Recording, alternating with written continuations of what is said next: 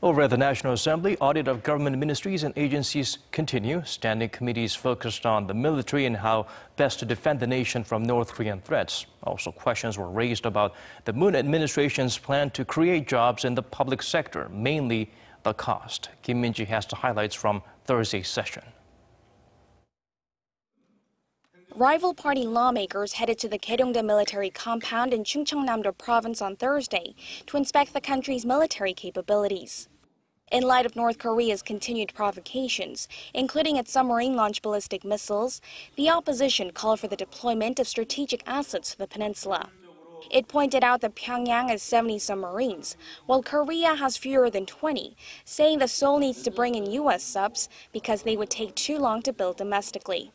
The ruling party, meanwhile, claimed that to shoot down missiles from the north, more effective than the THAAD system would be the SM-3 anti-air warfare missiles equipped on Aegis destroyers, since they can hit targets at higher altitudes and are far more mobile. Admiral Am Hyun-sung, the chief of naval operations, said the deployment of submarines would be of help to the Navy, adding that the matter will be discussed with Washington. He also said that a new 3,000-ton submarine now under construction will likely be equipped with SLBM devices.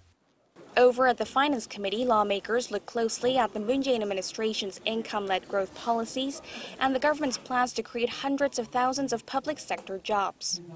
Opposition parties criticized those plans, calling for more discussion and claiming that the measures would actually hinder the economy and that the creation of jobs in the public sector would be a waste of taxpayer money.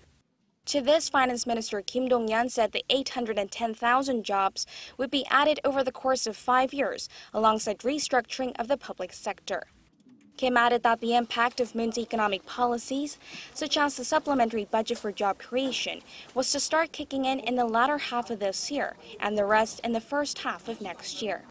The ruling party has stressed that the government's people-centered economic policies and next year's big minimum wage hike will improve the spending power of low-income households and in turn contribute to economic growth. Kim Min-ji, Arirang News.